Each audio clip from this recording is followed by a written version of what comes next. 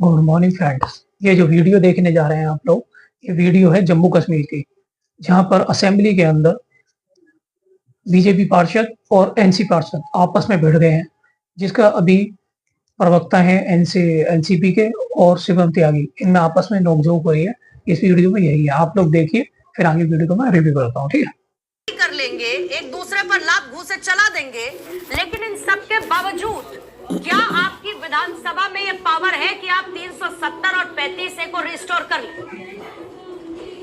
देखिए, पहली बात तो ये जो इल्जाम है लात घूंसे वाली, ये तो हमने नहीं किया। हमने सिर्फ प्रस्ताव लाया और उस प्रस्ताव में हमने ये किया है कि स्पेशल स्टेटस आर्टिकल 370 35A जो पार्ट एंड पार्सल है स्पेशल स्टेटस हो, तो उसकी उस बारे में बात हो, और उस चीज को हमने कंडेम किया है जो एक यूनिलैटरल मूव हुआ था 5 अगस्त 2019 को।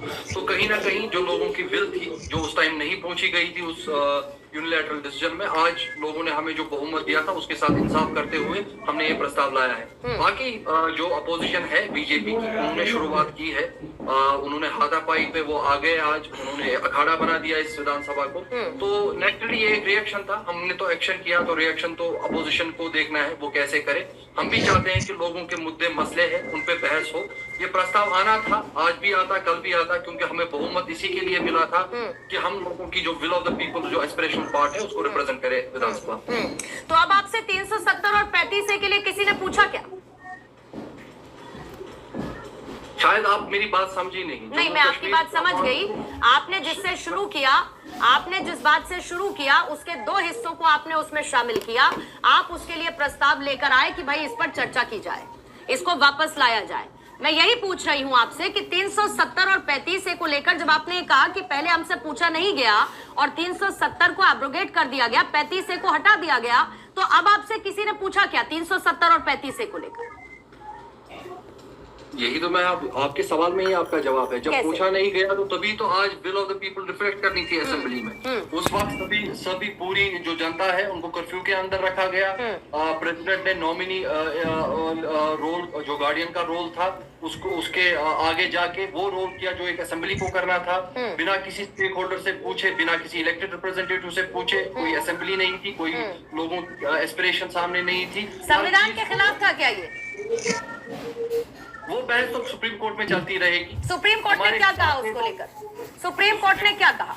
जब दो संविधान हटकर एक संविधान आ गया, तो आपका संविधान नलिफाई हो गया या नहीं हो गया वानी साहब? देखिए, आप जो दो संविधान और एक संविधान की बात करिए, शायद आपको जम्मू कश्मीर की हिस्ट्री और अपने मुल्क हिंदुस्तान की नहीं, मुझे जम्मू कश्मीर की हिस्ट्री भी पता है। मुझे 370 और 35 को लेकर जो आपके पॉलिटिकल एस्पिरेशंस रहे हैं, उसको जिस तरीके से आपने वहां की क्षेत्रीय पार्टी के तौर पर उठाया और बनाया है, और आज जो कि आप अपनी क्षेत्रीय पार्टी का दबदबा कायम रखना चाहते हैं, सीधे सीधे उसका आधार यही है, और इसीलिए 35 और 370 के लिए आप लोग छटपटा रहे हैं साहब। देखिए, जो हमारे साथ हुआ है, जो हमारे साथ 5 अगस्त 2019 से बीती है, हमने उसी का जवाब विधानसभा में रखा है, और इसको हम रेफरेंस पॉइंट में, हिस्टोरिक रेफरेंस पॉइंट में आगे लेके चलेंगे, चाहे हमें सुप्रीम कोर्ट आगे अपील करनी पड़ी। और यही रेफरेंस पॉइंट रहेंगे कि एक ह्यूज मैंडेट से लोगों ने जिस सरकार को चुना, उन्होंने ये रेजोल्यूशन विधानसभा में लाया। ठीक है, शिवम त्यागी भी मेरे साथ जुड़ चुके हैं, बीजेपी के प्रवक्ता। शिवम, आपका भी स्वागत करती हूँ। और वानी साहब को आपने सुना होगा, ये कह रहे हैं जनता ने हमें जिस चीज के लिए सुना, हम तो उसी की आवाज उठा रहे हैं। और जो विधायकों की तरफ से हंगामा किया गया, जो लात घूंसे चले, मारपीट तक की नौबत आ गई, वो हमने तो नहीं किया, हम तो सिर्फ प्रस्ताव लेकर आए थे। तो माहौल हम कैसे खराब कर सकते हैं? माहौल तो बीजेपी खराब कर रही है। देखिए, आबिद महाजन जो है जिस तरह की बातें कर रहे हैं, मैं मानता हूं कि वो या तो जानते नहीं, लोकतंत्र नहीं जानते, संविधान नहीं जानते। जो आपको अभी संविधान का पाठ पढ़ा रहे थे, उनको एक बात बहुत अच्छे से समझनी चाहिए कि इस देश की संसद और इस देश की जो सुप्रीम कोर्ट है, वो किसी भी असेंबली से बड़ी है। आप वहां पर इस तरह की चीजों को डिक्टेट कर ही नहीं सकते। आप ये भी जानते हैं इसका कुछ असर होने वाला नहीं है, आप ये भी जानते हैं इलीगल है, आप ये भी जानते हैं इसकी कोई लीगैलिटी नहीं है, आप ये भी जानते हैं इसको कोई एप्लीकेशन नहीं हो सकते, लेकिन बावजूद उसके आप अपने लोगों को थोड़ा सा बेवकूफ बनाने के लिए जो कर रहे हैं, ये है बहुत खतरनाक। दरअसल ये सिर्फ और सिर्फ आप जम्मू कश्मीर के लोगों के लिए नहीं कर रहे हैं। जम्मू कश्मीर के लोग तो अब जो है कहीं ना कहीं एकता और लोकतंत्र की राह पर बढ़ चुके हैं। जिस तरीके से वहां पर आज तिरंगा झंडा है, जिस तरीके से चीजें बेहतर है, जिस तरीके से घटनाएं कहीं ना कहीं आतंकवाद की कमजोर हुई, लेकिन आपको पाकिस्तान को अपीज करना है। आतंकवादियों का, सेपरेटिस्टों का एक सेक्शन है, उसको आपको अपीज करना है। वहां रिपोर्टिंग करनी पड़ती है ना सुबह शाम। अब आपने कहा कि हमने तो हम हंगामा नहीं किया। हंगामा किसने किया? स्पीकर के विषय में पता चला कि स्पीकर ने ऑलरेडी वो ड्राफ्ट जो है खुद ही एक रात पहले बनाया था। संविधान की कार्रवाई में इस तरह का विषय कोई इंगित नहीं था, बावजूद उसको जो है विधानसभा में लाया गया, और विधानसभा के मैनुअल में ऐसी कोई स्थिति नहीं थी कि वो लाया जाने वाला है। बावजूद उसके जब इस तरह की स्थितियां हुई और जब शोरगुल रहा, जब बिल पेश हो रहा था, तो ध्वनि मत से स्पीकर ने जिस तरीके से उसको पास कर पाई, तो उन्होंने कोई एक्शन का रिएक्शन दिया, ना ही किसी को बैठने को कहा, और सारी चीजों को डिक्टेट उन्होंने ही किया है। अब डिक्टेट अगर उन्होंने किया है तो जाहिर है सब कुछ उनकी मर्जी से ही हुआ है। मैं एक चीज कहना चाहता हूँ, आतंकवाद का कितना समर्थन करोगे? जम्मू कश्मीर हो, हिंदुस्तान हो, चाहे कांग्रेस हो, चाहे नेशनल कॉन्फ्रेंस हो, चाहे पीडीपी हो, जिस देश में, जिस प्रदेश में खास तौर पर अराजकता का इस तरह का नंगा नाच 31 सालों तक रहा, आज अगर स्थितियां वहां पर सुधर रही है तो कांग्रेस को ये सुधरी हुई स्थितियां अच्छी क्यों नहीं लग रही? नेशनल कॉन्फ्रेंस और पीडीपी को ये सुधरी हुई स्थितियां अच्छी क्यों नहीं लग रही? ये भारत का झंडा इनकी आंखों में इतना चुभ क्यों होता है? आज मैं एक चीज सिर्फ इतना कहना चाहता हूं कि कहीं ना कहीं जिस तरीके से ये चीजें कर रहे हैं, ये इनकी फ्रस्ट्रेशन दिखाता है, और दिखाता है कि आज भी इनकी लॉयलिटी जो है सिर्फ एक ही तरफ है। और जिस तरीके का प्रेस रिलीज आया है, जिस तरीके से कांग्रेस जो है मौन बनकर खड़ी रही है, ये दिखाता है कि ये उनका 370 को समर्थन है भाई। उन्होंने जब ये लाया गया प्रस्ताव, तो उस पर या तो समर्थन था या विरोध था, लेकिन कांग्रेस के जो विधायक है वो मौन खड़े रहे। इसका मतलब सीधा साफ बात है कि वो समर्थन में है 370 को वापस लाने के, 335 को वापस लाने के, स्पेशल स्टेटस को वापस लाने के, यानी कि इस देश में वो 370 वापस चाहते हैं। मैं एक चीज कहना चाहता हूँ, ये देश आपकी नीयत जरूर जान गया है और आने वाले समय में भी इसका लगातार जवाब देता रहेगा, परंतु 370 और 35 से एक हिस्ट्री बन चुकी है। कितनी भी मेहनत कर लीजिए, कुछ नहीं होने वाला। ठीक है, वानी साहब जल्दी से जवाब देंगे। किसका हौसला बढ़ा रही है आपकी पार्टी? पाकिस्तान का? देखिए, यही तो मुद्दा है।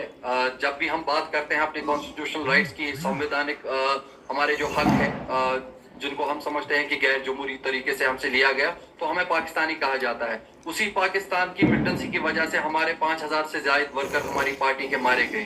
तो मैं नहीं समझता इस आर्गुमेंट में कोई दम है। रही बात, ये बोल रहे थे कि सब कुछ ठीक है, मिलिटेंसी खत्म हो चुकी है।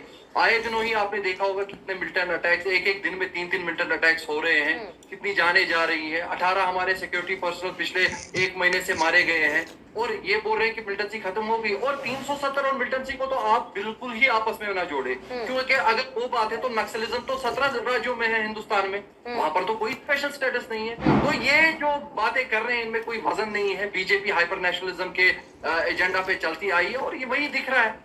हमें अपने संवैधानिक लड़ाई करनी है, और हमें पता है हम अपनी सियासी लड़ाई को आगे कैसे ले। ठीक है, लेकिन फिर इसमें बात आगे आ जाती है। त्यागी शिवम, जल्दी से एक जवाब इसका काउंटर रखिएगा। फिर जवाब ये देना पड़ेगा ना इनको कि फिर जब ये संविधान की बात करते हैं तो कौन से संविधान की बात करते हैं? जो पहला वाला संविधान था इनका, या जो पूरे देश में संविधान लागू है, ये उसकी बात कर रहे हैं? देखिए, पहला मैं एक चीज कहना चाहता हूँ कि नेशनल कॉन्फ्रेंस हो, चाहे पीडीपी हो, चाहे कांग्रेस हो, ये 370 का ढोल बजाते रहे, अब इससे कोई फर्क नहीं पड़ना है। संवैधानिक तरीके से ही हटाया गया है, और इसकी लीगैलिटी सुप्रीम कोर्ट ने जस्टिफाई की है। अब आपके यहाँ ही करने से कुछ होने वाला है नहीं, आप कितनी भी कोशिश करिए। ये आपका पॉलिटिकल स्टैंड हो सकता है, जिसका कोई फर्क हिंदुस्तान और जम्मू कश्मीर में तो अब नहीं पड़ने वाला। एक दूसरा, इन्होंने कहा कि जो हमारे स्पेशल स्टेटस है, जो वो हमारी चीजें हैं, इस वजह से जम्मू कश्मीर में आतंकवाद नहीं था। क्यों भाई? कैसे सलाउद्दीन पैदा हुआ, कैसे ये सारे सेपरेटिस्ट पैदा हुए, कैसे ये स्थितियां खराब करी आप लोगों ने, ये देश नहीं जानता क्या? कैसे किस तरीके से आज भी आपके नेता जो है कहते हैं कि टेररिस्टों को मारो मत टेररिस्टों को। कैसे यहाँ से आपके यहाँ पर चुनाव लड़ने वाले लोग जो है फिर पाकिस्तान की तरफ बॉर्डर पार करके चले गए, और किस तरीके से उन्होंने वहां पर जो है सारे लश्कर तैयबा के चीफ बने और स्थितियां खराब की। ये देश जानता नहीं है क्या? ये सब आप ही की वजह से हुआ है। अगर स्थितियां इतनी अच्छी वहां पर बेहतर थी और उसको खराब करने में कोई सबसे नंबर 1 है, तो वो फारूक अब्दुल्ला और शेख अब्दुल्ला ही है। वीडियो आपने पूरी देखी होगी, इसमें लात घुसे चले हैं, आपने देखा ही होगा। असेंबली के अंदर शिवम त्यागी और एनसी प्रवक्ता के बीच में तीखी नोकझोंक भी हुई है।